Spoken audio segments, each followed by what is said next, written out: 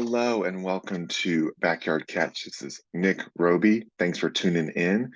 It is November 14th, 2023. Super excited to talk with y'all. So we got a lot of college football that happened over the past weekend and a lot of other news, and there's a lot of stuff we can get to. So let's dive in. Um, I my picks were not great. It just is what it is. Sometimes you win some and have a great week, and other times, you you don't do well. So I'm in a contest, and that's where I'm getting the games from. And I went 1-9. I don't know. I really don't know. I felt pretty good about coming into it, and then maybe just how it rolled. So thankfully for Alabama, they got me pretty good. But humbly, I'm just like, I still want to talk to y'all, even if I don't have a bad, even if I have a bad week. So here I am. We're going to talk about it.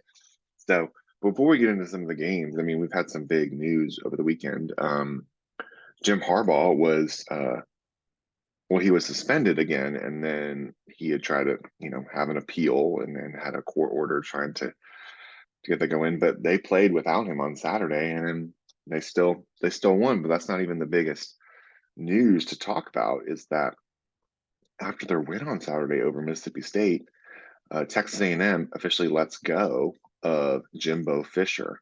Um, there have been some rumblings of like if this would happen, this year or not, or what this will look like. So that comes in and officially comes in, and I was a little bit surprised, not that they let him go, but just that the timing of it. It sounds like they had a board meeting on Thursday. It looks like the decision was made before the game's weekend, which makes more sense because they won by like 41 against Mississippi State, who also fired their head coach as well. So not great for ball coaches on that game on Saturday for either side. So the crazy part is that he still owed $76 million, and that's a lot of money, and it was a big contract. Originally he signed, I think, a 10-year deal, $75 million, and he was given a they renewed his contract in 2021, and he to 96, and so he still owed $76 million, which is a lot of money. But I mean, at the time, the feel was that, at least that from what I'm hearing, or just more of just outside, but through like Twitter, and just the feel of it is that the one isn't necessarily going to slow down, Texas A&M, if they felt it was the right move, and they think it is. So the crazy part is, and there's a lot of places talking about this, so you know, I, I don't, we don't have to spend too much time on it. But if you haven't heard, he is owed $76 million, and so 25%. I'm getting this from Sports Illustrated, their article, but it's 25% is due, from the firing, so about $19.25 million, and then around $7 million will be paid to him annually through 2031. And it looks like he could even take another job if he wanted to, or he just said, but he would be paid in yearly increments of another $7 million over the next, years until 2031. So that's a pretty good paycheck for Jimbo. But and it's interesting. It's like, do you do it now? Do you do it later? There there's feels on both sides. It looks like A&M, it seemed like they kind of knew what they were going to get from Jimbo, and like he had done like it was a good win percentage. Like they won 45 games, but it wasn't like at the standard that they expect, and nor that the resources that they're putting into this. Now it will be interesting once they go away from divisions, and with Texas and Oklahoma coming into the mixture as well, like what that all kind of looks in, because the West is really tough. But at the same time, you get the number one recruiting class, and I think 2021, and so there's a lot of pieces going on to this. But I mean, I've heard Josh Pate talk about this on Late Kick, and the field. This is like, and I agree. It's not a matter of like, just because they haven't like necessarily had all these trophies as compared to other people who are throwing around these types of dollars, doesn't mean that they could do it with the right coach and the right um, just team culture in the right way, that and getting those pieces in place, because they can get talent, and they just a matter of taking that step and taking that next level. And um, especially offensively, it looks like they need to upgrade that. And so it'll be interesting to see who they kind of go after. I don't have any leads on that per se, more than the next person, but it just would be interesting. I think a couple people I would be just and they already asked him in his press conference, but a couple people I just have admired from afar that I think if I'm A&M, I would just look into, because you have to pay the buyout. And so they're asking the donor, like donors are giving this money, but then they also pay a new coach. And so guys I thought I've done a really good job would be Dan Lanning at Oregon. I know he's only in like year two, I think, and he was the old Georgia defensive coordinator. But I thought he's done a great job, and that team's firing on all cylinders. And I think you could still, if he like just the way this works is you have a list, and you can go through, and you go and make the calls and see who you want, like who would maybe be interested in the job. Another guy could be Mike Elko. I think he's done a really good job at Duke, which is not the easiest place to win in football. Now he's a defensive minded guy. Both those coaches are defensive minded coaches. So I think for A&M, I think it would be good if you go after a coach like that. You really have to start figuring out what you want to look like offensively, because what's been going on the past few years is not seeming like what they want to do, and that was one of and then with Jimbo's thing, that he's an offensive guy, but he hadn't been updating. Or that was one of the critiques, is that he wasn't updating his offense fast enough, or really even that much compared to how offenses have been going over the past few years. So I think you could go offensively, you could go for a defensive feel, but then with having like a really good pick for who, or knowing what the plan would be for offensive coordinator, because the talent is there.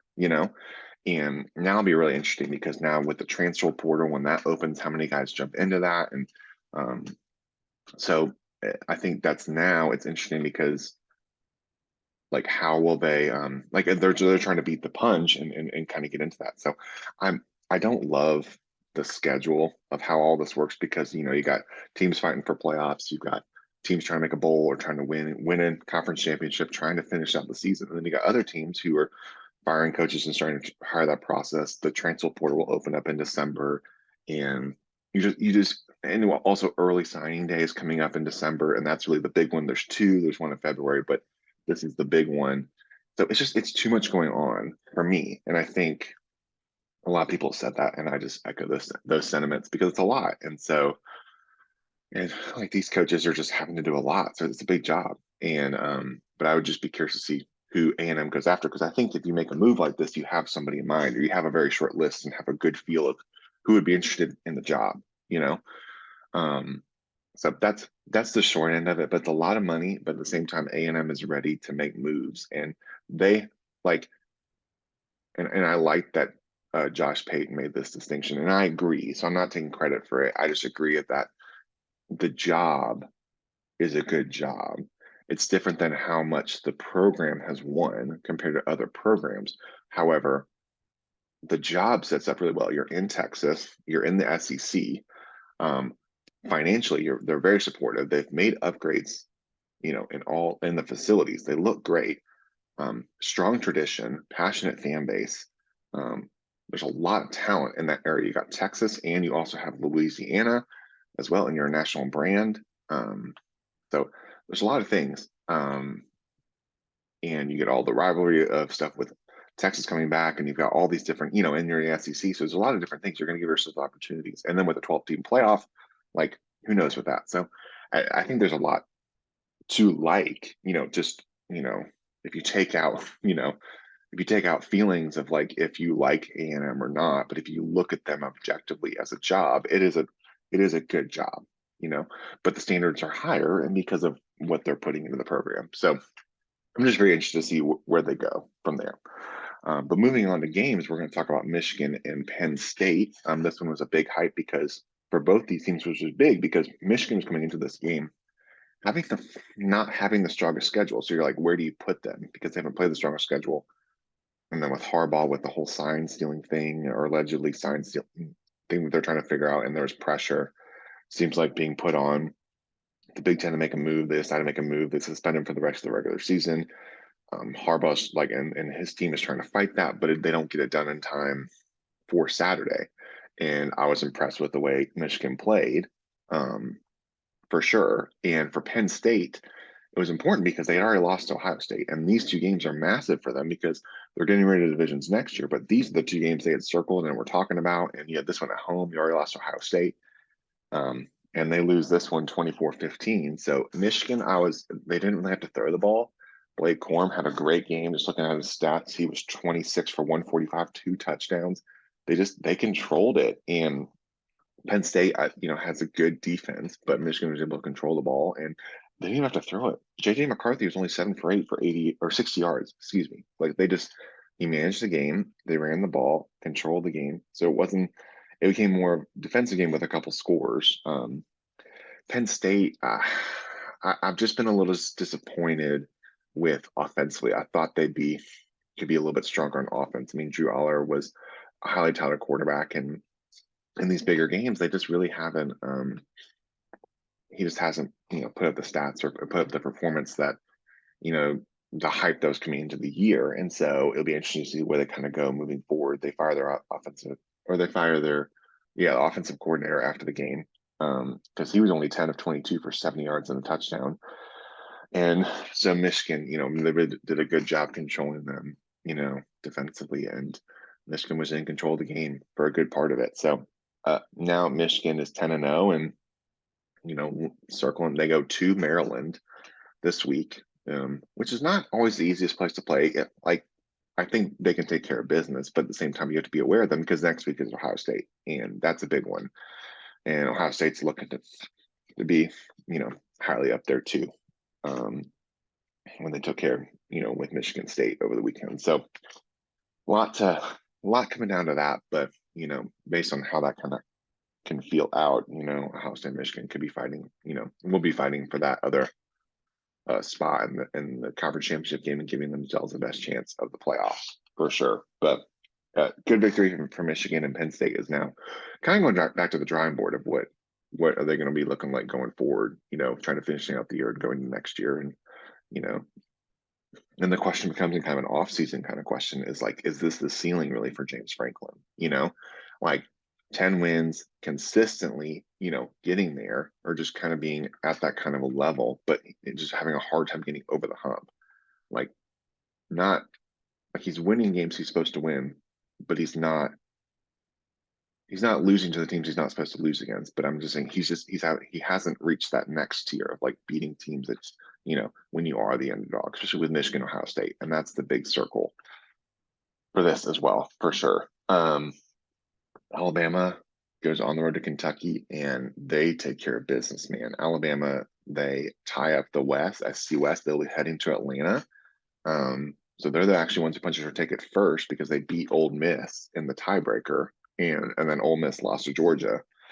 So they will go. Jalen Milroe had a great game. Just pulling up his stats as well. But I was just impressed. They really were in control of this game the whole time. And I think they're really clicking on all cylinders. And this is the type of team that are really starting to figure themselves out. And now they have an opportunity as the SEC championship. And if they play Georgia, I mean, I think it could be a close game. And who knows? I mean, that's why you don't always write off like a Nick Saban team. You don't always write off like these kind of teams when they start figuring it out. And once they do, here we go.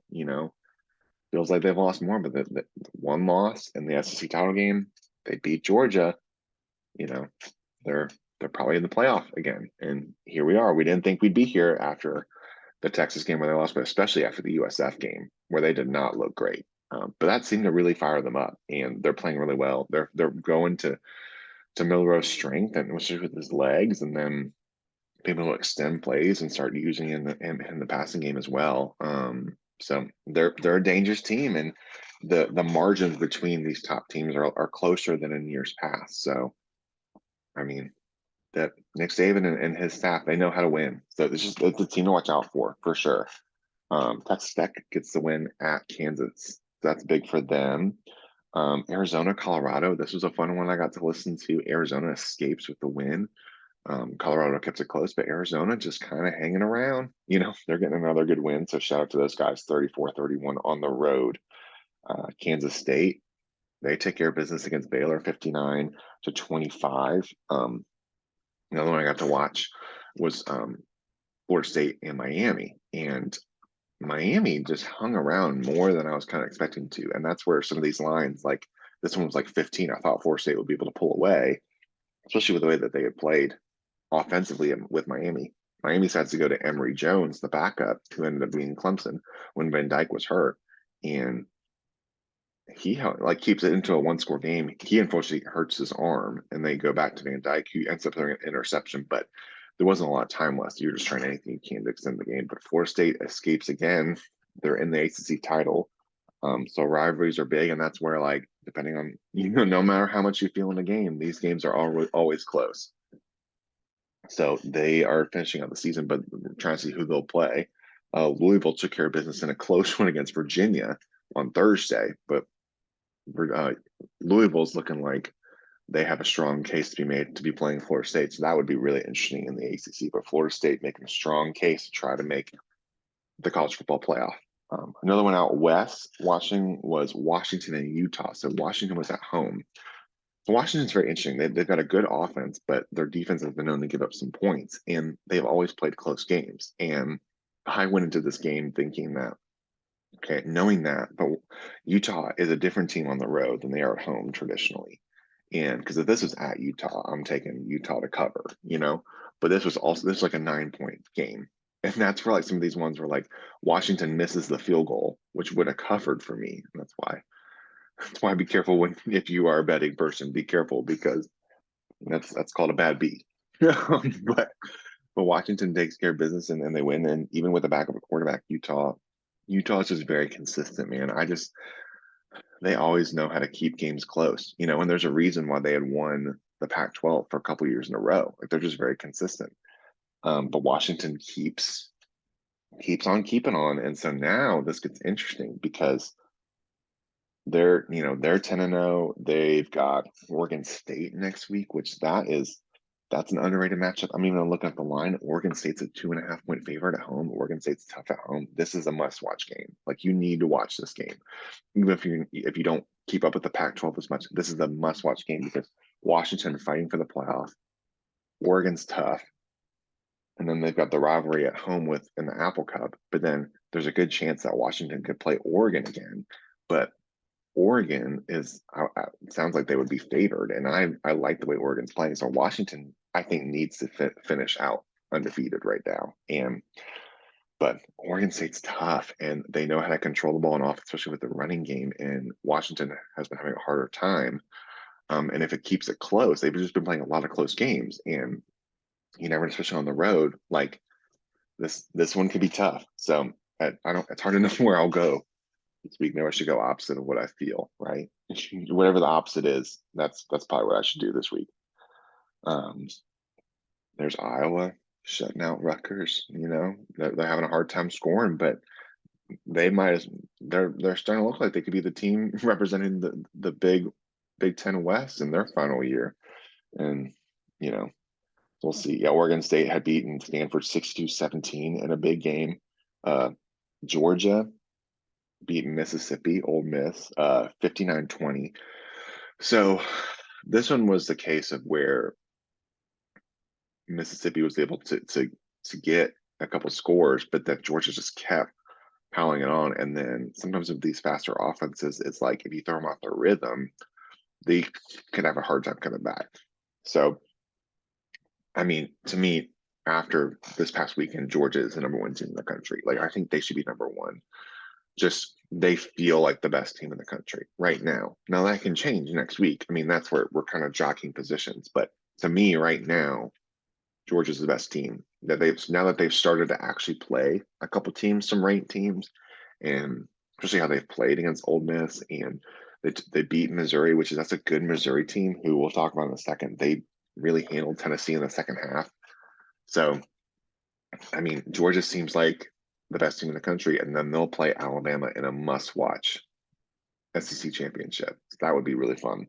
But Georgia, And then Carson Beck, like he just keeps, like, I keep expecting him. Like I've heard other people talk about this. I expect him to kind of falter, and he stays calm and just they keep chugging along. And those teams, those guys know how to win. And Kirby Smart has built a really strong program over there, and really even in like a down year, or just they lost a lot of talent. They just seem to be doing really well. Uh, Oklahoma, and I'm taking care of business against West Virginia. So at, they won 59-20. So it's very interesting. There's the Big 12 is just very interesting, especially after Texas escaped against TCU. But it's like, who's going to be that team to play them? Is it we thought maybe Oklahoma State? Oklahoma State lays an egg on the road. So I mean, who knows? Maybe it's Kansas State. Like I thought, like I was like, maybe it goes back to my original prediction. But a lot of teams are fighting for that, especially that second spot. Texas escapes. Um, like, and then they thankfully it seems like they have Quinn Ewers back, but um, Texas is keeping it. So they're trying to fight for a playoff, and they need to win out, I would think, to make it. But they're giving themselves a shot. And then Oregon, like they win against USC, and they're looking really good. So and LSU, man, it's a bummer for Jalen Daniels. I really like him. I think he's just a very dynamic player. What Brian Kelly's doing with him in that offense is very impressive. The bummer for them is defensively they haven't held up. So he just he should definitely be in the Heisman. Like he should be in the finals, the final three for sure. I don't know if he wins it. I mean, he probably would have my vote personally right now as the best player in the country, and what he's meant to that team, and how he's been able to keep them in games and keep it close. And because when he's out, they've shown how different they can be. It's just a bummer for them is defensively they haven't been able to stop him. So and just that's why they have the three losses. So that's really a very quick synopsis. We've got some good games coming up next week. We've got, like I said, Washington goes on the road to Oregon State. You got North Carolina coming in to play Clemson. So that one's very interesting. Just for me personally, just as I keep my eye on that one as someone in that part of the country. Michigan plays at Maryland. That could be a look ahead spot. I don't think it will be, but that is the traditional look ahead spot before they play Ohio State. We've got Louisville going on the road to Miami. So, like, what kind of Miami team are we going to get? Louisville is a much different team on the road than they are at home. So, something to look at with there. Utah and Arizona, those are ranked teams going up. Georgia goes on the road to Tennessee. What's Tennessee's?